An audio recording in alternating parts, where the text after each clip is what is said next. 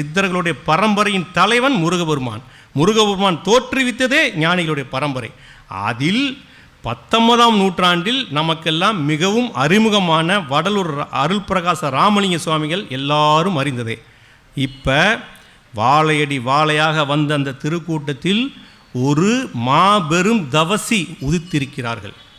திருச்சி மாவட்டம் துறையூர் ஸ்ரீ அகத்திய சன்மார்க்க சங்கம் அதன் நிறுவனர்.